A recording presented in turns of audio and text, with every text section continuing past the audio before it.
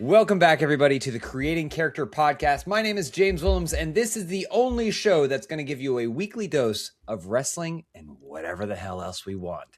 I'm joined, as always, by my co-host and friend, Scorpio Sky. That's right, and we have another special episode this week. Obviously, we are remote, we're busy, we're very successful. I'm very excited to have the guest we have. He's a friend of mine, and I am also a fan of his. He is the host of the #1 Lakers podcast, Lakers Nation, and he's also the host of the Basketball Bulletin. He's one of the most busy people I've ever met. Please welcome Trevor Lane. Hey, thanks, guys. Happy to be here.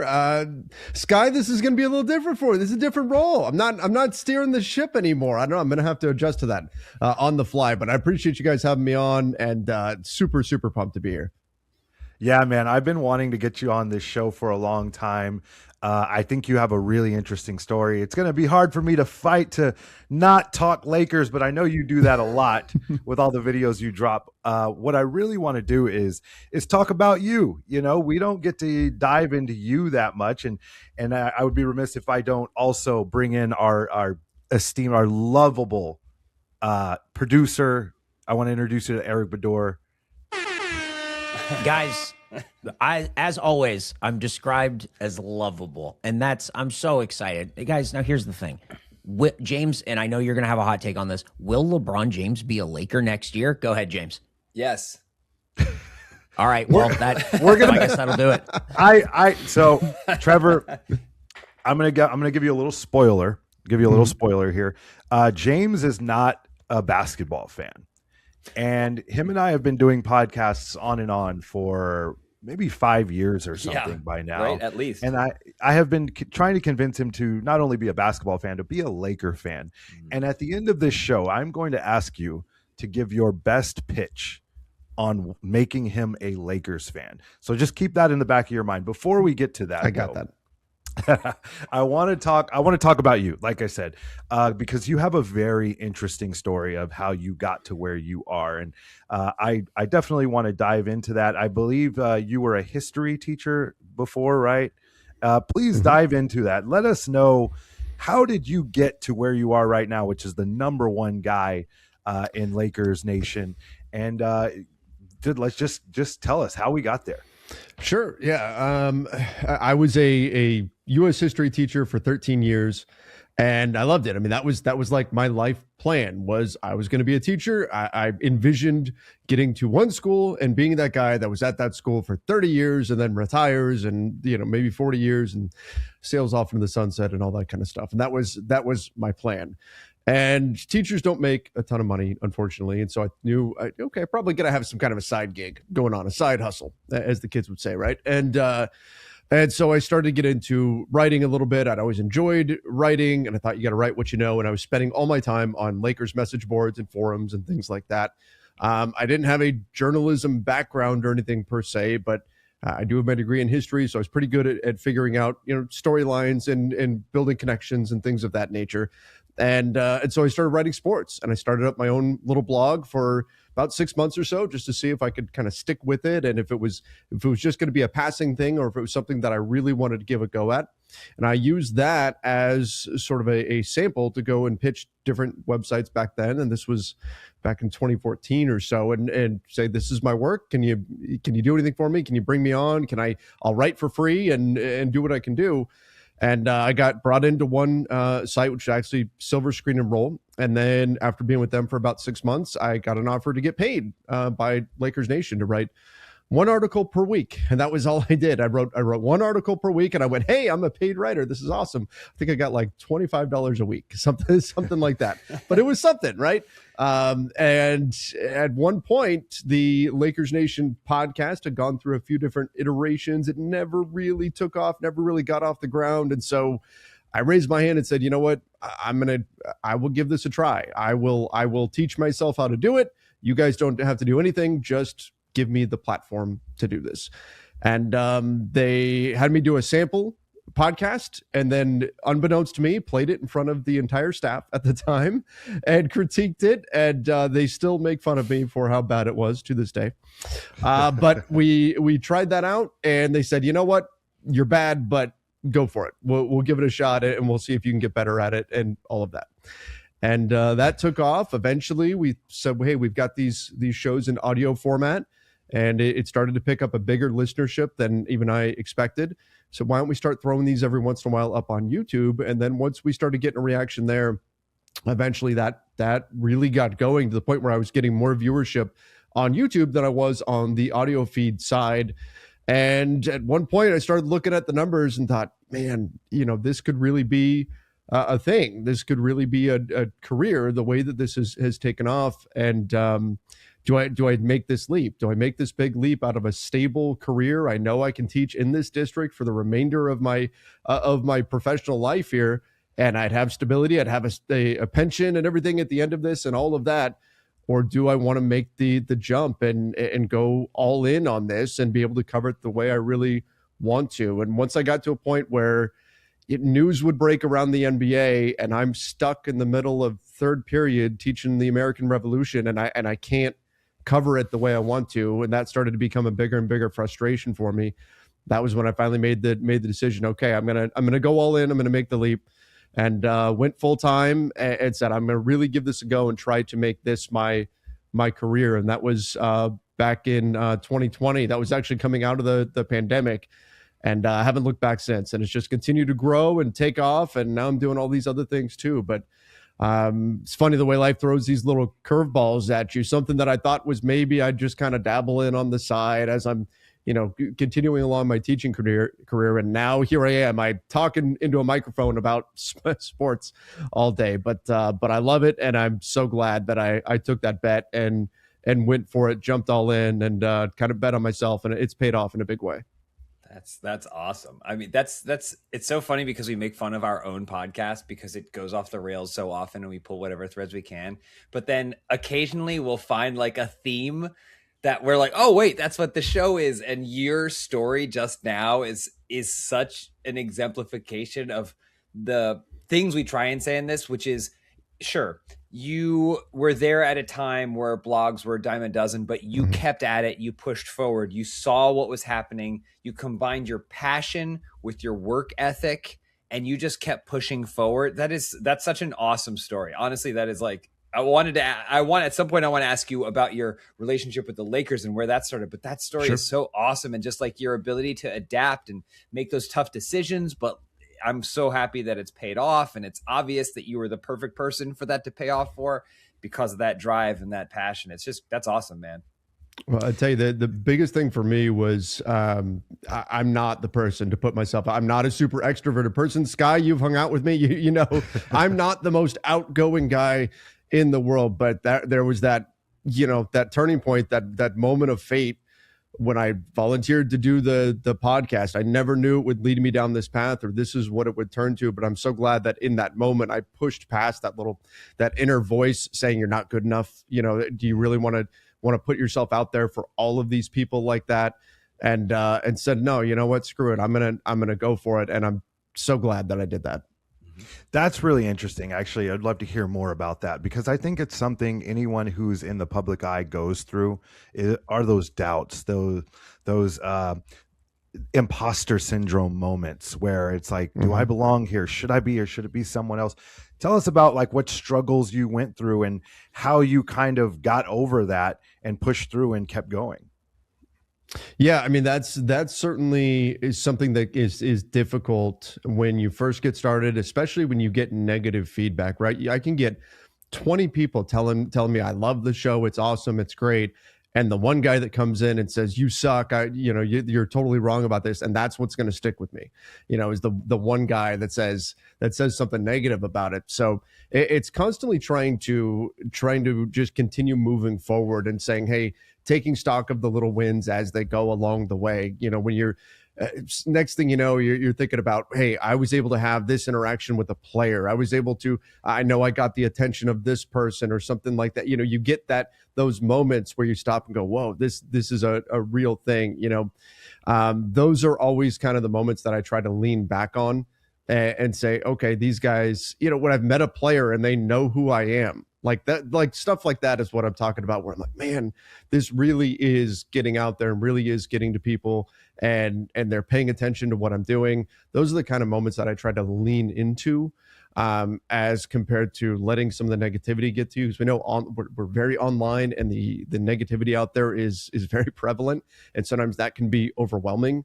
But it was just a moment where I needed to say, I'm going to give this a shot and go. And if it doesn't work, it doesn't work. And if people have something negative to say, if people don't receive it very well, then that's the way that it is. But I'm just going to go out there and I'm going to be me. And if people don't like it, they don't like it. And that's fine. And that's not an easy thing to do. And to this day, I wish I would do that more often, be myself a little bit more often in situations like that. But in that one moment, I went for it. And to be honest, had I known they were going to play the sample I did for everybody, maybe I would have done it. But no, it's a reminder for me to keep going and to continue putting myself out there, because things, even if it's a little bit scary at first, things tend to work out. And I'm rambling a bit here, but I always think of back in high school when I ran cross country for one season. I ran cross country, and it was one of the most physically demanding things I've ever done. And there's one thing that a coach told me one day that has just always stuck with me. And that's, we're out on a run. We were going to do a 9-mile run that day. I'm not somebody who enjoys running. I'm like thinking physically, I can't do that. And we're getting out in the run. We get to like mile 6, and he's running past us. He's this great runner. And he says, "Come on, guys, you're stronger than you think you are." And that just stuck with me forever. It's funny the way these little things stick. These moments where you have that self-doubt, you're stronger than you think you are. You can do better than what you even think you can. Your body can handle these things. And sure enough, I ran the 9 miles. That I can't do it now, but I ran the 9 miles that day. Sure enough, I was stronger than what my brain was telling me I am. So I try to remember that as whenever I get to those moments of doubt and insecurity. Message. yeah, seriously.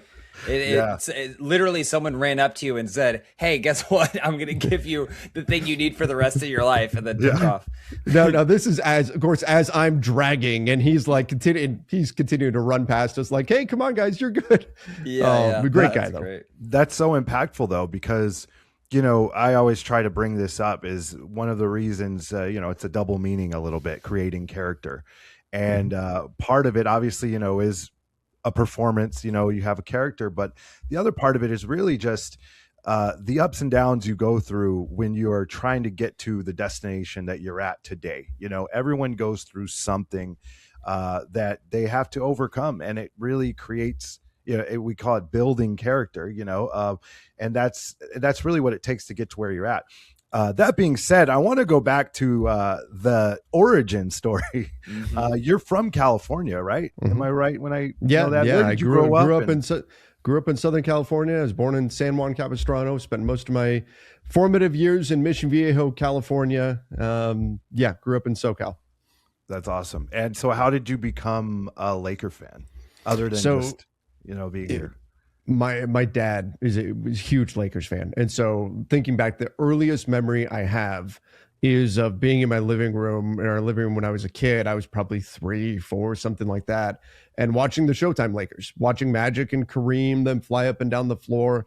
I remember I had a little, play school or whatever mini hoop and trying to do Kareem's sky hook on it when I was a little kid. So it was, the Lakers were something that were ever present in my formative years. And so I grew up around the Lakers. The Lakers were, whenever the Laker games were on, we'd watch the games. We would turn down the volume on the TV and then turn up the volume on the radio so that we could listen to Chick Hearn do the play-by-play for the games. Anybody who was around during that era remembers doing stuff like that. But yeah, that's the Lakers go back as far as I can possibly remember. I've always had that connection with them. That's amazing. That's great. I actually have a similar story. I was probably also maybe 4 years old or something, and I was just sitting on the floor playing with my toys, and my mom had uncles and aunts over, and they were all watching TV, and they were popping, "Oh, let's go," and blah, blah, blah. And I'm like, man, what is it? Everyone's so excited. And I looked, and it's the Lakers. I'm like, oh, I guess we're Laker fans. And ever since then, I've been a Laker fan. Making a little bit of a turn, you're also you I believe you still are, but you were a wrestling fan. Were you a wrestling fan growing up as well, or tell us a little bit about your love for pro wrestling? Yeah, that's really a big part of our show.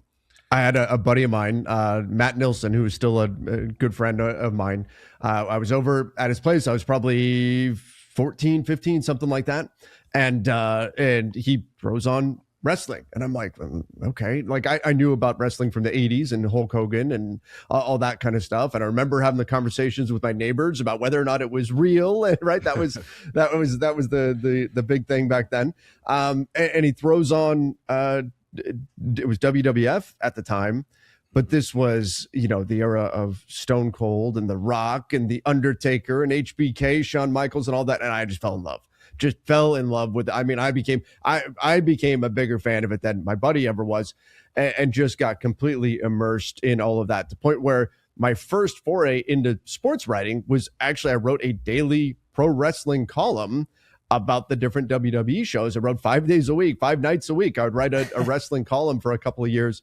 Right as I was going into college, I started doing that. It was my first real exposure to online media or any of that sort of stuff as well. But yeah, I absolutely loved it. I still will watch the shows fairly regularly now, but not quite as much as I did back then. But back then, like, that was my first writing gig in terms of the sports world. It was actually pro wrestling. And I just love the drama, the theater of it, the athleticism, all of that. And it continues to amaze me.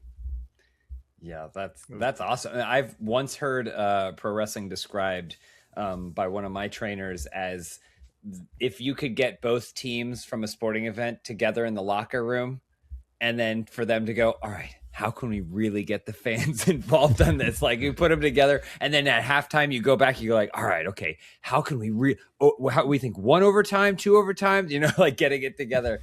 So the excitement of both sports and sports entertainment are just like, it makes sense why they would go together so well. Yeah, they really do. Again, so that's the amazing like journey to get to where you're at.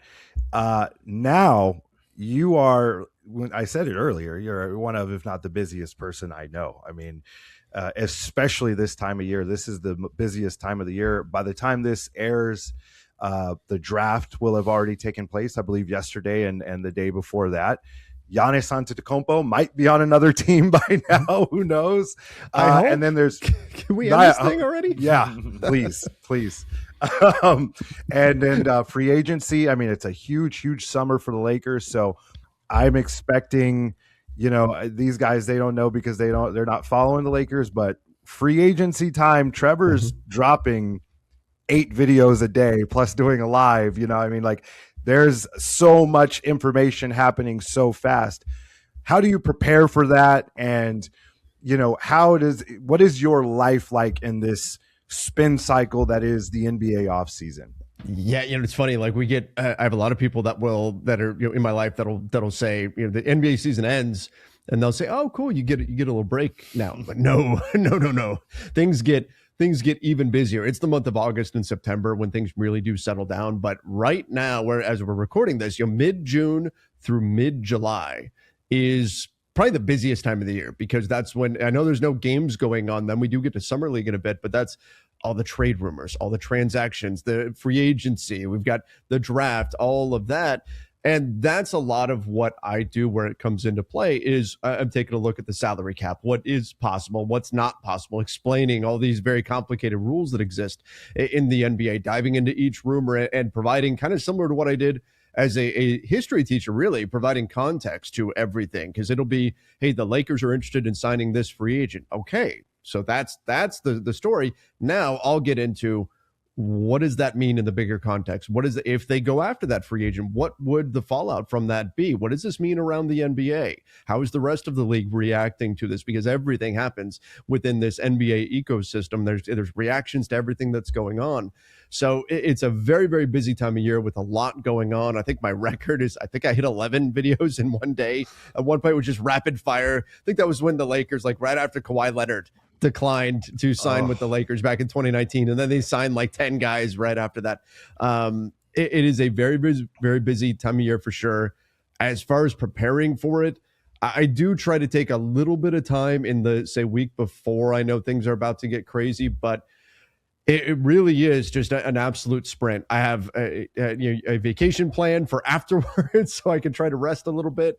But it's a super busy, super fun time. I love this stuff. If you know me, you know I stress myself out more during times where it's slow and there's not really much going on. I love having all this stuff to get into and all this stuff that we get to talk about on a daily basis. It's just an absolute passion, and it keeps you on your toes for sure. That's one of the downsides of what I do is, we had Kevin Durant got traded at 2 a.m. Like, you never know when news is going to break, and you got to be ready to jump on it whenever it does. And because people are looking for that kind of information, but it's a very exciting time of the year in the NBA. It's my favorite time of the year in the league. And it's just getting started. So I can't wait. I wish I could say I was like doing this training, like I was, Rocky Four-ing this thing, running up mountains and, lifting logs and stuff like that. But I can't say that I train much other than get a bunch of energy drinks stocked up in my pantry and I'm ready to roll. That's all right. We'll work it. We may have to shoot a video and make it seem like that's what you're doing. There we go. But it's got to be hard to balance all of that because also, you have a family that you have to give attention to, you're a father. Tell us about that. I mean, that's just having a family in general is its own job, and that on top of all of the things you're doing, not only with Lakers Nation, but also again, now with the Basketball Bulletin. And that's also aside from when jadrules like me want you on their podcast. So like you got all kinds of stuff going on. Tell us about that. It is a lot. I've got the Basketball Bulletin, Lakers Nation, the NBA front office show as well. Then I've got the Lakers Collective, which is something we started up this year as well. We took a few different Lakers reporters and we come together a couple times a week to talk through things. So it's a challenge balancing work and life, and the pros and cons to what I do. The pros are, in the middle of the day, my daughter's got to come home sick from school or something. Like I can go get her. I can go do that. I'm not stuck in a classroom during that moment and can't go do something like that. But the downside is, I was on my way out to dinner with my in-laws just a few weeks ago, over a month ago, when it was announced Austin Reeves was out for the season, or at least what we thought was going to be out for the season. And we were literally just sitting down at a restaurant, and I had to get up and go and go. I did something from the car and got a reaction out there to it because the nice thing is with technology, you can do stuff from just about anywhere. But the downside is you can do stuff from just about anywhere. So it does encroach upon life pretty often. And fortunately, my wife is great, and she's very, very understanding and knows that this time of year, things are going to be a bit hectic, and then I'll take her on a vacation after that to make up for it a little bit. But yes, it is very, very difficult to balance work and life. And I think the thing I struggle with the most is being present, even when I'm not in front of the camera, because there's always a notification going off. There's always a rumor coming out. There's always something happening, and shutting that down is certainly a challenge for me, and something I have to be very aware of and try to be very conscious of. And frankly, I need to do better at that. Well, let me ask this real quick. Hi, producer Eric, just butting in real fast. The team that you cover, the Los Angeles Lakers, it's a premier franchise in one of the largest sports, not just in the US, but in the world.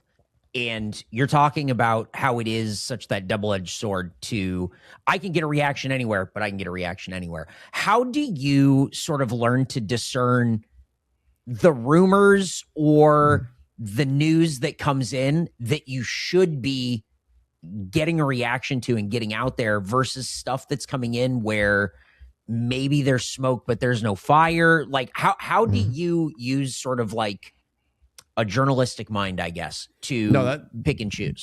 That's a great question. And I don't have a background in journalism, so a lot of it I've had to kind of teach myself on the fly. And some of it is just trial and error, knowing what it is that your audience wants. And you can see that directly in the numbers. And we get that kind of feedback in real time on what the audience is responding to.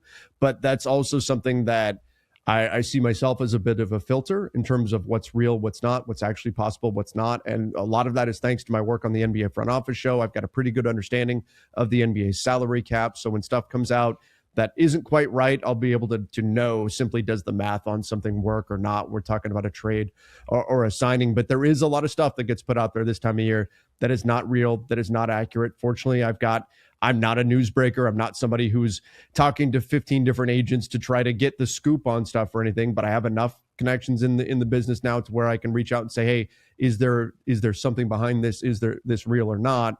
But a lot of it, I can just, using the salary cap, know if something is realistic, if it's not realistic, and why. And a lot of that is just from having done this as long as I have, to be able to have that sense. But like I said, a lot of it is just through doing this as long as I have. I wish I could say there's a formula to know, what's fake news and what's real.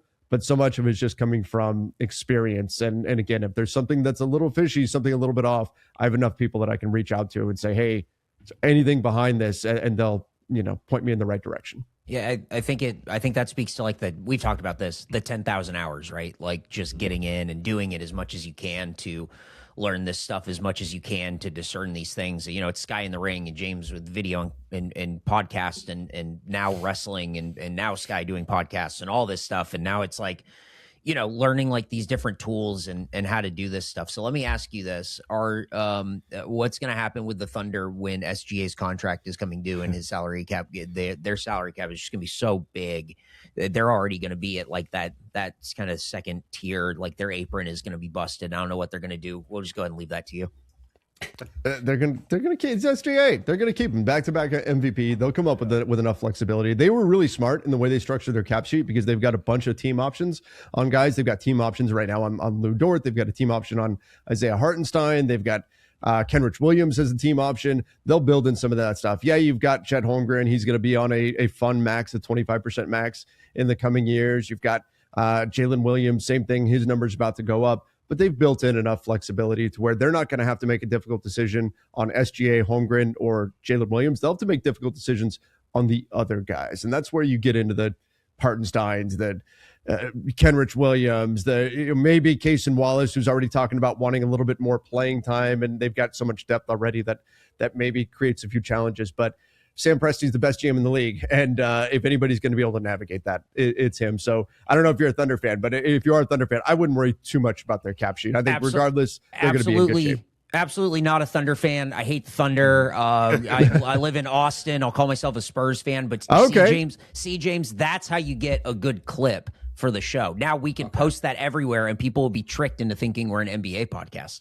Oh, there it is. That's great. Eric, I do have to correct you on something though. Yeah. Because you said the Lakers are a premier franchise. Yeah. The reality is Los Angeles, home of the greatest franchise in sports. the greatest franchise in sports. In sports. Woo! The LA Lakers, and he says the LA Lakers. Speaking of that, Trevor, it's been 4-5 years, something. I've been trying to convince this guy, James Willems, to be not only a basketball fan, but a Laker fan. Every year, I'm like, hey man, we got an interesting team. I try to sell it like you're not jumping on a bandwagon. We're not like killing the league. This is a good time to get on. I've failed. I can't do it. What would be your? Please step in, Trevor. Before you jump in, because I do want to hear your recommendation. I just want to paint a fuller picture. Okay. It's normally Sky going, you got to become a Lakers fan. I need you to become a Lakers. And me going, okay, how should I do that? And he goes, you got to watch the games. Then can we come in next week? And he's on his phone going, bad week for the Lakers.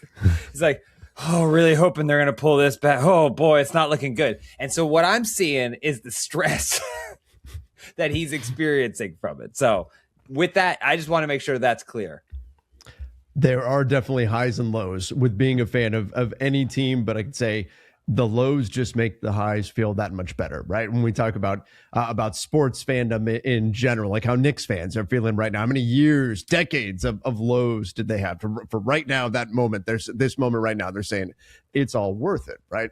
So for the Lakers specifically, you know the Lakers, they're always going to be in the news. If you've got a little extra time on your hands, you want to look up some news, you want to try to find out what's going on, there's always something going on with the Lakers. They're always at the forefront of everything. They have such a big fan base.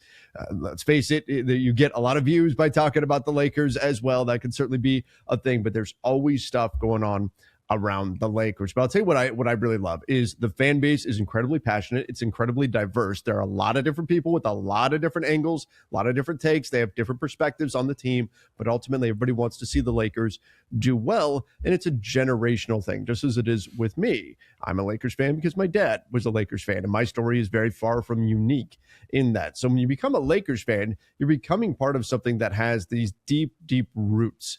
And so you're getting involved with people that have this long history with the club, and you get immersed in all of that. It's that whole sentiment about feeling like you are part of something that's bigger than you. And that's certainly the case when you get into the Lakers and Lakers fandom. And it also doesn't hurt that over the course of NBA history, if you want to see the best players in NBA basketball, one of the best ways to do that is to watch the Los Angeles Lakers, because they've got a who's who of talent, from George Mikan, the first superstar in the league, Jerry West and Wilt Chamberlain and Magic Johnson and Kareem and James Worthy and Shaq and Kobe and LeBron and on, and so many other names that I didn't even name there. But you have these incredible talents, and now you've got Luka now moving forward that they're going to be building the team around. So not only are you going to get a team that's got tons of buzz, not only are you going to get a very deep, very passionate, very diverse fan base that you get to be a part of, but you also know that you get to watch some of the very, very best players in the NBA. You won't win every year, but talent seems to find its way to Los Angeles. So that's my pitch for why, if you're going to pick a team, you should pick the Los Angeles Lakers. Okay. All right. Okay. Thank you. Unbelievable. Great job. Unbelievable. That was great. I know we got it. Skies. Hey. Los Angeles. Yeah, what does Ric Flair say? Ric Flair's Sports. The LA Lakers. Yes. I want to play. I want to get into a game, but before we close the book on this, on the Lakers talk, because we can go on forever and ever. But I have an interesting question that I actually have never asked you before. The Lakers, obviously, they've won 17 NBA championships, the most of any franchise since color TV. Right, because the Celtics won all their championships back, in the Abraham Lincoln era of the NBA. All their they won like 2 titles since the Civil Rights Act. They don't even count. They don't count. They don't. I mean, like, there's no record of them. My question would be, what is your favorite championship the Lakers have won? Like, what hit you the most? Yeah, it's the 2010. It's 2010 Game 7. That was, we talk about living and dying with every play, and that being a thing that you get so just emotionally involved in a game. That Game 7 in 2010 was the most beautiful, ugly game I've ever seen. That was Lakers Celtics Game 7. Ugly basketball, low scoring. Neither team could hit a shot. Very defensive battle. All of that. But my God, I was on the edge of my seat for, the entire game, multiple times, literally falling out of my seat, collapsing to the floor, trying to will and pray the ball into the basket. The fact that it was against the Celtics, that meant so much more. So I'm going to say, as amazing as, winning it for Kobe was in 2020, like that, of course, that's got a lot of meaning as well. But 2010, to me, that was, I think, as locked into a basketball game as I've ever been. And because it was against the Celtics, it was the Lakers. It felt like it was a little bit of payback for 2008 and all of that. That's a game where still to this day, probably once a month or so, I will go back and watch, at the very least, if not the full game, the highlights from that game, and try to live in that moment as much as I can. And you know, that's something else I want to ask you. And Eric, here's another clip for you. Speaking of the 2020 championship that took place in the bubble, there are a lot of people that downplay this championship. They put an asterisk next to it. What do you say to people that say the 2020 championship doesn't count as much as others? I'm not going to swear, but I mean, this is it's. I think a lot of it is revisionist history. It's because the Lakers won. That's people like taking shots at there's a lot of Lakers fans. There's a lot of Lakers haters out there as well. If you remember, we had these conversations before they went into the bubble. We had these conversations about, is this going to count the same? Is this going to be an asterisk championship? All of that. And across the board, everybody's saying, no. We're all so starved for sports at that point. No, this is still going to count. We're just so happy sports are back. Yes.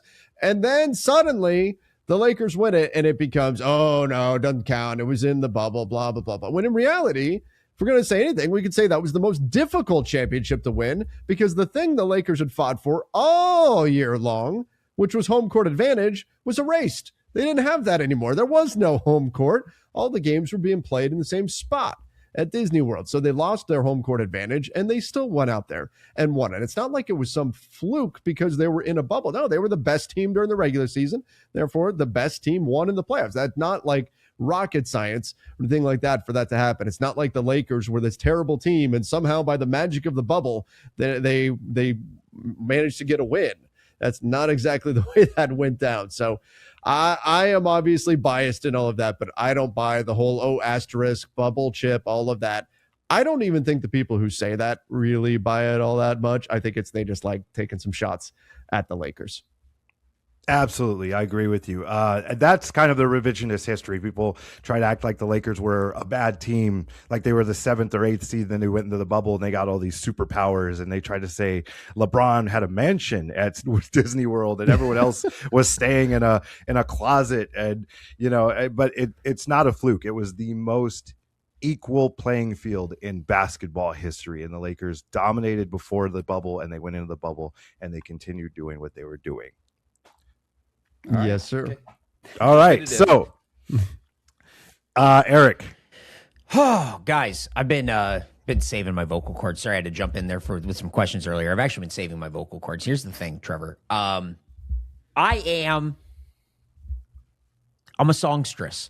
I have a little bit of the pipes of an angel. And what happens on this show is that I'm gonna give some lyrics, and you just throw it out there. This is the lyrics game. It's so easy. I'm going to sing a song, and then you guys, name is your buzzer style. Boom, stop me. Say, hey, say Trevor, and then I stop, and then you tell me the name of the song and the name of the artist. It's so easy, right, James? No. It's actually, he somehow manages to not even sing, speak the lyrics in such a way that the most recognizable songs are camouflaged. Now, okay.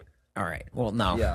I wouldn't say speak, but so I'm just prefacing this to say, unlike the bubble championship, there is no pride in winning or losing this game, right? It is. I don't know. It doesn't matter where you fall; right? It's all bad. So is that right? Okay. Right. Well, I guess we'll see. Guys, look, we're men of a certain age. It's the way it goes. So that's why we're taking this all the way back to 1996. Remember 1996? Let's go. That's what I'm saying. Good years, the 90s, especially right in the middle. Who could forget? 1996, you guys got to keep that in mind as I give you these lyrics. I'll start with this one. Okay. Whoa. I had to just make sure you clear it. We're podcast guys. You got to make sure it's cleared out. All right. Way deep down south. Yo, we play this game. It's them Quad City DJs, and we call it the train. So if you want to ride your thing, just come on down the train. Be going round. Ooh, Lord. Just jump aboard, baby. Come on, ride the train. It's the choo-choo and ride it.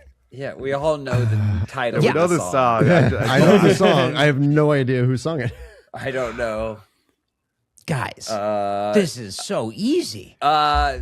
James. Yeah, James, go ahead. No, this isn't. It's right. Not right. CNC Music Factory. Ooh, incorrect, James. Yeah. That's a strike against you. Did not get it. That's Sky? tough. Yeah, Sky, go ahead. Is it Quad City DJs? The train? Sky, that is correct. It is the Quad City DJs calling themselves out in their own song. What is the Quad answer was City? in the question. Quad City DJs. Quad City, I think, is it? If we had to guess, would we say Atlanta? I don't know. No, I'm just curious if anyone knows what the Quad City is. Okay, if the Quad Cities is a region of 5 cities, that's not what quad means. In the U.S. states of Iowa, Davenport and Bettendorf, Rock Island and East Moline. Okay, so a bunch of places. Okay, all right, whatever. All right. Well, Okay. all right. That's the first one. That's the first. Okay, but now, great. now Good you start. But now you get it. Now you get it. Yeah, and you yeah. heard Now it I and you understand. knew the song. That's what I'm saying. We did know the song. Yeah. We did know the song. Yeah. Okay. Okay. Here's the next one. I step off the train. I'm walking down your street again, past your door, but you don't live there anymore. It's years since you've been there, and now you've disappeared somewhere, like outer space. You've found some better place, and I miss you, like the deserts miss the rain. And I miss you, Yeah. like the yeah. deserts Yeah. miss the I don't rain. know this singer. What? Guys, I miss you. that's exactly how I sounded, yeah. Because Yeah. But I always thought it was Desert's Mystery. I always thought it no, was it's like Desert's a Desert's Rain. No, no, Mystery. it's- no, But I- it's- mystery. No, I desert. found out recently. Yeah, Desert's Mystery. Yeah, it was just now. Ready? Yeah. Guys, come on. Oh, I God. don't The name know. of this. I know the song. Again, I know the song, Yeah, but I don't know the this- artist. Yeah, I don't Guys, know. Can I call 1996 Mark had a lot Sterling? of tough. There's a lot of tough artists called Mark Can I Sterling. call smart Mark Sterling? Yeah, Mark Sterling would know it's missing by Everything But the Girl. Okay, no, What? not a I've never done chance. that. Is the I was name? gonna guess Yeah. the name of a potential artist from the '90s, like Desiree or Oh, something. that's a good guess. That's a really good guess. But that's not what it is. It's Everything But the Girl. That's tough. That's a I tough don't think one. I ever knew that. Okay. What? Well, you know it That was now. the name. Yeah, Yeah. now I do. All right. I'll give you an easy one. Here's a softball for you. I think boys. I'm gonna get this one. Okay. I got this one. Okay, here we go. An old man turned 98. He won the lottery. Trevor. Yeah, Trevor. Ooh. It's Alanis Morissette, ironic. That is absolutely correct, Trevor. Yeah, that's absolutely correct. That He might knew- have been Don't you think? Was that the fastest guess? it- That might have been in think that show may have been the- history. yeah, I Yeah. think that's the Yeah. fastest Fastest guess in guess. the Yeah. show. Yeah. Well, it's because I sounded just like Alanis Morissette, and That he went, was it. "Oh, he went, That was it. oh, he just put on the cassette. I know this song, so That was I perfect. get Is that it. what it was? Yeah. I got two more. Okay. All right. We're tied. Oh, yeah. Sky and Trevor tied at 1. James all the way in the dirt. Dick in the dirt. Sorry, James. Here we go. That's where I want to be. Here's the next one. What? All right. Now let me welcome everybody to the Wild Wild West. James. Yeah, James. Wild Wild West by Will Smith. Oh, absolutely incorrect. A state Yeah, that that's wasn't out untouchable. yet. A state that's yeah. untouchable, like Sky. Elliot Ness. James. Yeah. Oh. Sky. I got it in right. Yeah. California Love, Tupac and Dr. That's Dre. absolutely correct. Incredible. That was James, you fool. me just trying to jump in and beat You Trevor's wanted to be the record. I honestly, because I do know all the lyrics to Wild Wild West. That's absurd. The that I moment, would have jumped in. the moment you jumped in there, I was like, this song wasn't out yet when you were saying the Will Smith No. one. I was Yeah, like, yeah. that was like 2000, I think. Yeah. Yeah, that was right around that. Was I think it was like 99 because I remember going to Burger King and getting the little sunglasses. Didn't he pass on like the Matrix or something to do that? Yes, he did. do that That's movie? absolutely Yeah. right. He went, I'm not going to do that. I got Wild Wild West. And then it was like, uh-oh. Whoops. Yeah. Wild Wild Yeah, West. big All whoops. right. All right. That was quite a slap in the face. Whoa. Folks. All right. Damn. Here's my last one. Right now, Sky's in the lead. So this is either a tie with Sky or or you know, or Sky wins. It's tough either way. All right, 1996. As I walk through the valley of the shadow of death, I take a look at my life and realize there's nothing left. James. Yeah, James. Coolio, Gangster's Paradise. James, you're on the board. Congratulations. Unfortunately, that means Sky wins. Sky, congratulations. Oh, Well done, Sky. Way to go, buddy. You win. That's what. Yeah, he's taking a victory lap. Yeah. Yeah. The champion. He's got the championship. Wow. The official championship of the lyrics game. Absolutely incredible stuff. Wow. Yeah. I love the guys, colors on that title. Oh, Yeah. beautiful, isn't it? Yeah. Guys, I need to that's get how a you new play one the called lyrics game. Mark. Yeah, that's baby. you know what song I kept waiting to pop up? I was ready to jump on. Torn by Natalie Imbruglia. Ooh. Oh, yeah. But I just looked it up, 97. Yeah, tough. Hey, I just went through my archives. Look, we'll give the win to Sky. I have one more. I'm just letting you know. I'm letting you know. One more. I You got got one more. from 96? I got, Do the last from one. Do it. From 1996. All right. Do one more. All right. Ooh, when you walk by every night, talking sweet and looking fine, I get kind of hectic inside. Baby, I'm so Trevor. into you. Yeah, Trevor? It's fantasy, and it's Oh, yeah. oh God, why am I forgetting the girl who sings the Christmas song? He's right. Why am I He's spacing right. on her name? He's Come right. on, who sings the Christmas song, Trevor? Go back like baby the pacifier. I have too many basketball facts crammed into my brain right now. Mariah Carey. That's There it. it is. Yeah. Absolutely incredible. All right. Hey, you save face. Way to go. You can hold the title a little bit when you see Sky next time. So He's got a way picture to with go. it. I have done it once. Yeah, Beautiful, it was a beautiful. good day. Well, guys, that's how you play the lyrics game. We'll say that Trevor and Sky tie, and the important thing is here that James lost. So I'm happy with that. It's always I'm good. pleased with that. That's where I Come want to on. be. We At the talking- bottom. come on. Trevor, thank you so yeah. much for being on this show. Been trying to get you for a long, long time, and you did not disappoint. So I appreciate it. Where can everybody reach you if they don't know you already? Oh no! Hey, thank you guys for having me. This was a blast. You can find me over on X at Trevor Lane. On YouTube, I've got Lakers Nation, the Lakers Nation YouTube channel, the Basketball Bulletin, the NBA Front Office Show, and Lakers Collective. You can find me all four of those places talking all kinds of basketball. It's more than I can even remember when I was introing you, but I watch all of them. So it's that's what's crazy about it. Yeah, make sure you guys look Trevor up, get on YouTube, subscribe to all the accounts, especially if you are a basketball fan. It's not going to disappoint. You're going to learn a whole lot. James? And I also want to shout out that one of the feedback I've always gotten is that even if you aren't a basketball fan, like this, you can enjoy this stuff. Like this is the gateway. Sometimes people don't know where the gateways are. I got a great explanation for me earlier why I should open myself up, be more interested in the Lakers. But I think the gateways to getting into stuff like this are podcasts like Trevor's podcasts and stuff like that. So I just want to double that down as well. If you've already subscribed to everything Trevor's got going on and you're looking for something else, you're already here, baby. Subscribe to us on YouTube, Creating Character Pod. Give us a follow on Instagram. If you want to see what I'm up to personally, when I've got some matches or what I've got going on, James.Willems on Instagram. Sky?